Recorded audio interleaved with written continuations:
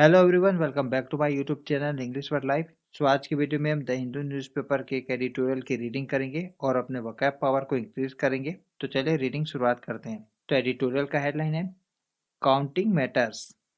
Counting counting का मतलब होता है गिनना, गणना करना। तो ये एक प्रक्रिया है। मैटर्स का मतलब होता है फर्क पड़ना। तो फर्क पड़ता है, मैटर्स होता है काउंटिंग। और यहाँ पे काउंटिंग है सिंगुलर फॉर्म पे।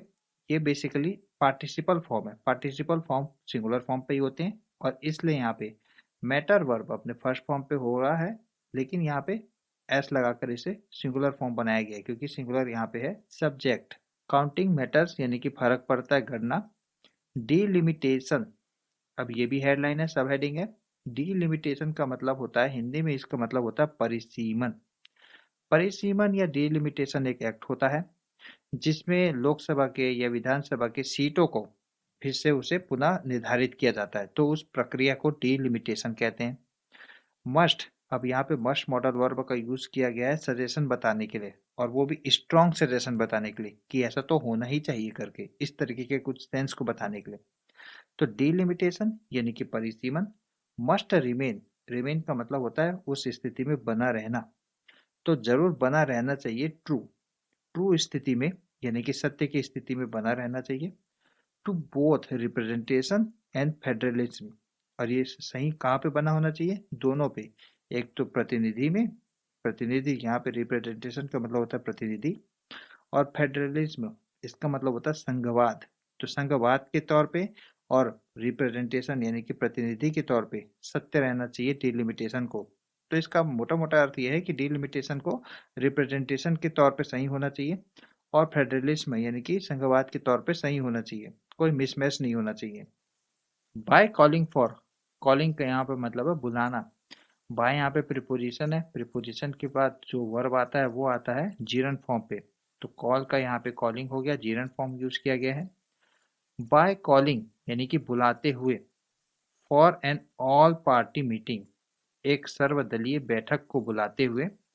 ऑन मार्च 5, तो ऑन प्रीपोजिशन का यूज किया जाता है डेट बताने के लिए, जैसे कि यहाँ पे 5 मार्च का यूज किया, 5 मार्च को बताया जा रहा है ऑन प्रीपोजिशन का यूज करके। तो सर्वदलीय बैठक को बुलाते हुए, कब बुलाते हुए? 5 मार्च को। और ये क्यों बुलाया गया है? टू डिस्कस करने के लिए, तो चर्चा करने के लिए द डिलिमिटेशन एक्सरसाइज को, परिसीमन जो प्रक्रिया है उसे चर्चा करने के लिए।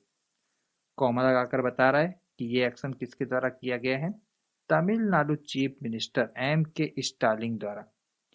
Has sought to stir up a national debate, debate का मतलब होता है वार्ता, चर्चा। sought to, sought to seek to का थर्ड फॉर्म है जिसका मतलब होता है कोशिश करना या प्रयास करना। एम के स्टालिन ने, और यहाँ पे हैज के बाद वर्ब थर्ड फॉर्म आया है, तो ये प्रेजेंट परफेक्ट का सेंटेंस है। तो एम के स्टेलिंग ने शॉर्ट टू किया है यानी कि उन्होंने प्रयास किया है स्टीर अप करने का। स्टीर अप करने का मतलब होता है छेड़ने का। क्या छेड़ने का स्टीर अप किया है उन्होंने? नेशनल डिबेट को, राष्ट्रीय चर्चा को छेड़ने की कोशिश की है एम के स्टालिन ने इस एक्शन को करते हुए। कॉलिंग एक ऑल इंडिया सर्वदलीय बैठक बुलाकर 5 मार्च को कि वो डिस्कस करेंगे डिलिमिटेशन एक्सरसाइज को, परिसीमन व्यवस्था को। डिलिमिटेशन, अब इसके बारे में डिटेल बता रहा है। As an exercise, comma close. तो डिलिमिटेशन जो कि एक एक्सरसाइज है, एक प्रक्रिया है, has not seen any increase in the legislative seats since 1973। Delimitation ने अभी तक नहीं देखा है कोई भी बढ़ोतरी, यानी increase, in the legislative seats, विधान पालिका के सीट्स में। कब से? यहाँ पे सिंस का यूज करके बता रहा है पर्टिकुलर पॉइंट को, समय के पर्टिकुलर पॉइंट को, कि कब से नहीं देखा है डिलिमिटेशन ने? 1973 से, comma having been frozen as per 1971 census for parity or in population growth across states। Having been frozen यानी कि डिलिमिटेशन की बात कर रहा है कि डिलिमिटेशन को फ्रोज कर दिया गया है, फ्रीज कर दिया गया है। फ्रीज का मतलब होता है रोक दिया गया है। क्यों रोक दिया गया है? के अनुसार रोक दिया गया है। एज पर का मतलब होता है के अनुसार। किसके अनुसार? 1971 सेंसस के अनुसार। तो 1900, और यहाँ पे सेंसस का मतलब होता है जनगणना। तो 1971 के सेंसस यानी कि जनगणना के अनुसार रोक दिया गया है। क्यों रोका गया है? यहाँ पे फॉर प्रीपोजिशन का यूज करके पर्पस बता रहा है, उद्देश्य बता रहा है। किस लिए रोका गया है? पैरिटी करने के लिए, समता करने के लिए, समानता करने के लिए। पैरिटी का मतलब होता है समता या समानता। किस चीज में समानता? पॉपुलेशन ग्रोथ में, जनसंख्या के वृद्धि में, अक्रॉस स्टेट्स, सभी स्टेट्स में, सभी राज्यों में। तो सभी राज्यों में जनसंख्या की समानता हो, वृद्धि में, जनसंख्या की वृद्धि में समानता हो, अकॉर्डिंग टू 1971 की जनसंख्या के अनुसार रोक दिया गया है सीटों को वृद्धि करने से। This was done to prevent states, this का यूज करके बता रहा है उस फ्रोजन की स्थिति को जिसे फ्रीज कर दिया गया है, रोक दिया गया है सीट को बढ़ाने से। तो सीट को बढ़ाने से वाज डन, उसे कर दिया गया है। टू प्रिवेंट करने के लिए, प्रिवेंट का मतलब होता है रोकना। तो प्रिवेंट करने के लिए किया गया है, किसे प्रिवेंट करना? स्टेट्स को, राज्यों को प्रिवेंट करने के लिए, उन्हें रोकने के लिए किया गया है। With a higher population growth से, और ये क्यों किया गया है? ताकि उनका हायर पॉपुलेशन ग्रोथ ना हो। कहने का मतलब है जिन राज्यों में ज्यादा पॉपुलेशन होगी वहां पे सीटों का ज्यादा बंटवारा मिलेगा, उन्हें ज्यादा सीट मिलेंगी। तो इस प्रक्रिया को रोकने के लिए कि लोग ज्यादा जनसंख्या ज्यादा पैदा ना करें जनसंख्या को कोई भी स्टेट, इसलिए सीटों के बंटवारे को रोक दिया गया है 1971 के बाद से। From getting rewarded with a higher number of representatives, from getting rewarded, rewarded मतलब पुरस्कृत होना, तो हायर पॉपुलेशन से वो पुरस्कृत होंगे with a higher number of representative, ताकि उन्हें हायर नंबर का रिप्रेजेंटेटिव मिलेगा, तो उसके साथ वो पुरस्कृत होंगे। तो जैसे कि मैंने आपको आम भाषा में समझाया, ज्यादा पॉपुलेशन ज्यादा रिप्रेजेंटेटिव्स मिलेंगे, ज्यादा प्रतिनिधि मिलेंगे, इसको रोक दिया गया है। दिस वाज डन कर दिया गया है at the cost of other states, अन्य राज्यों के कीमत पर। तो अन्य राज्यों को, अच्छा जैसे कि यहाँ पे लिखा है, अन्य राज्यों के विथ बेटर हेल्थ इंडेक्स और लोअर ग्रोथ। तो अन्य राज्यों के जिसके पास अच्छा हेल्थ है, इंडाइस है, और लोअर ग्रोथ है यानी कि कम जनसंख्या का ग्रोथ है, उनके कीमत पर उन्हें ज्यादा पॉपुलेशन, जिनके पास ज्यादा, जिन राज्यों के पास ज्यादा पॉपुलेशन है उन्हें रिवार्ड मिल जाएगा। उसे रोकने के लिए ये किया गया, दिस वाज डन, ये फ्रीज किया गया। द 84th कॉन्स्टिट्यूशनल अमेंडमेंट, 84वां कॉन्स्टिट्यूशनल यानी कि संवैधानिक, अमेंडमेंट यानी कि संशोधन।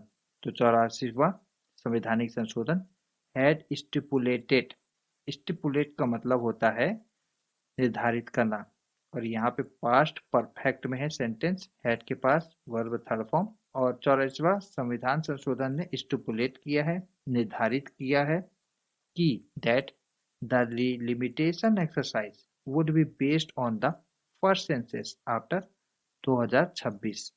देखिए अब यहाँ पे आपको अच्छा नॉलेज भी मिल रहा है।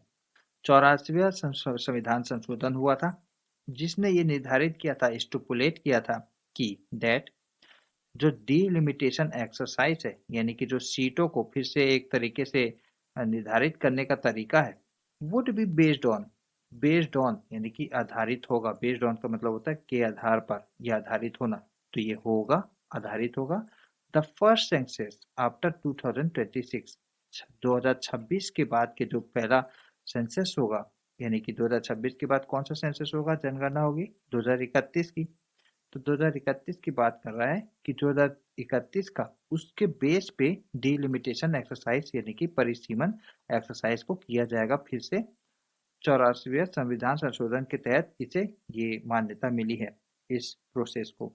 Is the union government inexplicably delaying the census exercise, इसके बाद वर्ब का ing फॉर्म आ रहा है, तो एक प्रेजेंट कॉन्टिन्यूअस टेंस का इंटेरोगेटिव फॉर्म है। तो यूनियन गवर्नमेंट, और ये इंटेरोगेटिव के फॉर्म है, तो एक क्वेश्चन पूछ रहा है कि क्या यूनियन गवर्नमेंट यानी कि केंद्र सरकार इनएक्सप्लिकेबली, इनएक्सप्लिकेबली का मतलब होता है जिसे समझाया नहीं जा सकता है, तो जिसे समझाया नहीं जा सकता है उस तरीके से डिले कर रही है। डिले का मतलब होता है देर कर रही है सेंसस एक्सरसाइज को, यानी कि जनगणना के प्रक्रिया को, to allow for the delimitation exercise to be held earlier, to allow, to allow for the delimitation यानी कि डिलिमिटेशन एक्सरसाइज को करने के लिए, to be held earlier, earlier करने के लिए यानी कि पहले करने के लिए सरकार ऐसा देरी कर रही है क्या?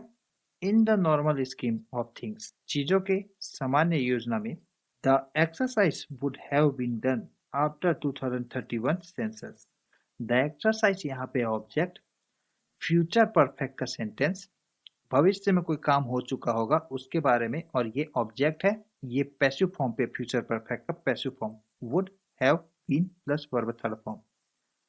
तो एक्सरसाइज हो चुका होगा आफ्टर 2031, 2031 के 2031 के जनगणना के बाद एक्सरसाइज हो चुका होगा इन the normal scheme of things, सामान्य दशा में, कॉमा, बट लेकिन, it is possible, it is now possible after 2026 once the census due in 2021 is conducted। लेकिन, but it is possible, लेकिन यह संभव है, it is possible यह संभव है, after 2026 2026 के बाद संभव है, once एक बार, the census, census मतलब जनगणना, जिस जो ड्यू है यानी कि जिसे किया जाना नियोजित है 2021 को, is conducted संपन्न करा दिया जाता है। कंडक्ट का यहाँ पे मतलब है आयोजित करना, संपन्न कराना। तो ये जनगणना 2021 में जिसे ड्यू था वो अगर कंडक्ट कर लिया जाता है 2026 के बाद ही सही, तो यह संभव हो जाएगा, इट इज नाउ पॉसिबल हो जाएगा कि डिलिमिटेशन एक्सरसाइज हो जाए, जैसे कि हम देख चुके हैं यहाँ पे according to 84th constitutional amendment. The concern, concern का यहाँ पे मतलब है चिंता, ऑफ तमिलनाडु, तमिलनाडु की चिंता, दैट की the exercise could hurt, hurt का यहाँ पे मतलब है नुकसान पहुंचाना, कुड का यूज करके बता रहा है, यानी कि ये पॉसिबिलिटी बता रहा है, कुड का यूज पॉसिबिलिटी के लिए करते हैं।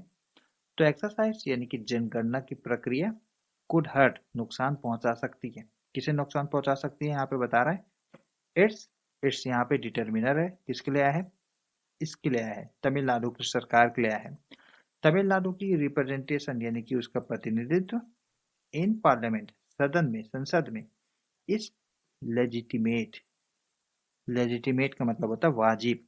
अब यहाँ पे इस आया है, इस यहाँ पे है मेन वर्ब, ये है सिंपल प्रेजेंट में सेंटेंस, और इसके बाद ये है लेजिटिमेट, तो ये है कॉम्प्लीमेंट, और ये कॉम्प्लीमेंट तो है, लेकिन ये लेजिटिमेट किसके लिए आया है, इसका यहाँ पे मेन सब्जेक्ट भी होगा, वो कौन होगा, तो वो होगा कंसर्न, ये जो कंसर्न है ये है मेन सब्जेक्ट।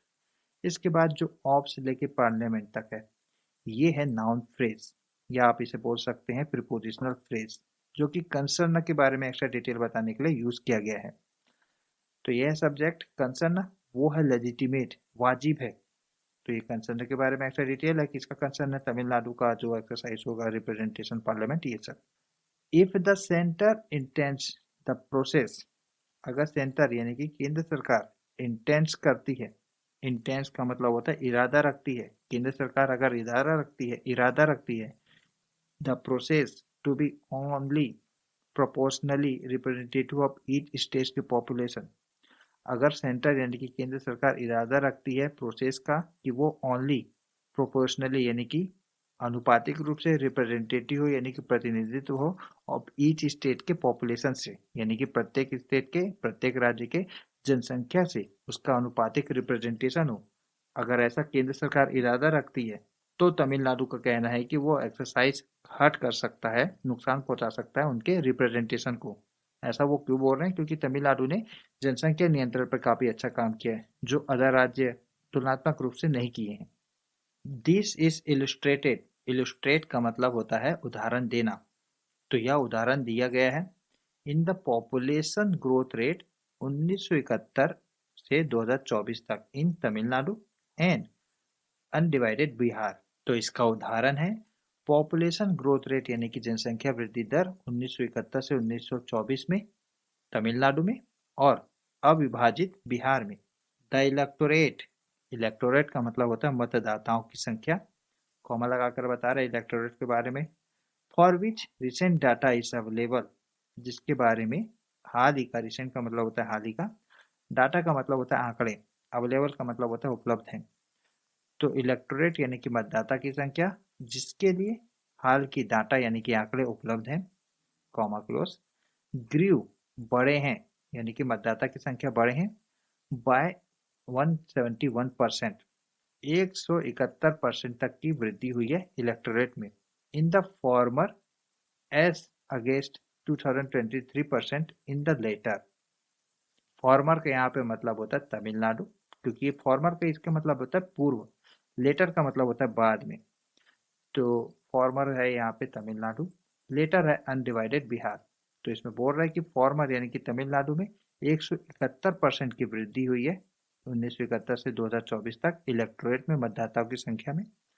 और बोल रहा है 2000 कि अनडिवाइडेड बिहार में 233% की वृद्धि हुई है इस बीच में 1971 से 2024 तक में लेटर में अनडिवाइडेड बिहार में, कॉमा क्लोज। वाइल जबकि they had a comparable number of Lok Sabha MPs. Comparable का यहाँ पे मतलब है तुलनात्मक ढंग से। तो तुलनात्मक नंबर है, तुलनात्मक संख्या है लोकसभा एमपी की यानी कि सांसदों की, उनके पास। दे हैड, तो वाइल यानी कि जबकि उनके पास तुलनात्मक रूप से संख्या लोकसभा एमपी की। और यहाँ पे बता रहे हैं एमपी की संख्या कितनी है, 39 वर्सेस 54, 39 बनाम 54, जिसमें शामिल है झारखंड भी। इफ डिलिमिटेशन वाज हेल्ड, अब यहाँ पे इफ के बाद डिलिमिटेशन यानी कि यहाँ पे सब्जेक्ट आया है, उसके बाद वाज आया है। आमतौर पे इस टाइप के सेंटेंस में ये है एक कंडीशनल सेंटेंस। कंडीशनल सेंटेंस में आमतौर पे इफ के बाद जब सब्जेक्ट आता है तो उसके बाद आता है वर। तो यहाँ पे वर आता, अब यहाँ पे लिख दिए तो लिख दिए वर आता, और इसके बाद एक सेंटेंस ये है सबऑर्डिनेटेड सेंटेंस, कंडीशनल सेंटेंस। ये है यहाँ तक कंडीशनल सेंटेंस, नहीं यहाँ तक है, दो है कंडीशनल सेंटेंस। और उसके बाद यहाँ पे मेन सेंटेंस है वुड, वुड से यहाँ पे यूज करके मेन सेंटेंस बनाया गया है। तो इफ डिलिमिटेशन वर हेल्ड या वाज हेल्ड भी आप पढ़ लो अभी। तो वर हेल्ड यानी कि डिलिमिटेशन को आयोजित किया जाता, and constituencies redraw to match population growth. Constituency का मतलब होता है निर्वाचन क्षेत्र, रिड्रॉ का मतलब होता है पुनः निर्धारण करना, टू मैच पॉपुलेशन ग्रोथ जनसंख्या वृद्धि को मैच करने के लिए या उसके अनुरूप होने के लिए फिर से पुनर्निर्धारण किया जाता अगर कॉन्स्टिट्यूंसी को, निर्वाचन क्षेत्र को। एंड, और कंडीशन क्या है, इवन इफ भले ही द ओवरऑल लोकसभा टेलीवास इंक्रीज्ड, और भले ही ओवरऑल टेली लोकसभा की यानी कि टेली, टेली का मतलब होता है संख्या, लोकसभा की ओवरऑल यानी कि पूर्ण संख्या इंक्रीज्ड बढ़ जाती। अब यहाँ पे मेन सेंटेंस है, ये थे कंडीशनल सेंटेंस, दो कॉमा लगाकर दो सेंटेंस बनाया कंडीशनल का। The final number for Tamil Nadu would clearly be much lower than Bihar. Final number यानी कि जो अंतिम नंबर आएगा या आता, कंडीशन बता रहे तो आता, Tamil Nadu clearly be much lower than Bihar. Tamil Nadu clearly यानी कि स्पष्ट रूप से, मच लोअर काफी कम होगा, देन बिहार, बिहार की तुलना में। तो फ्रेंड्स यहाँ पे हमारा रीडिंग समाप्त होता है। ये था आज के हिंदू एडिटोरियल के एक पैराग्राफ का पूरा रीडिंग। कैसा लगा आपको रीडिंग हमें कमेंट सेक्शन में बताइए। वीडियो पसंद आए तो वीडियो को लाइक करके शेयर जरूर कर दीजिए, और अपने इंग्लिश को इम्प्रूव करने के लिए हमारे चैनल को सब्सक्राइब कीजिए। मिलते हैं आपसे अनदर वीडियो में, तब तक के लिए बाय, जय हिंद।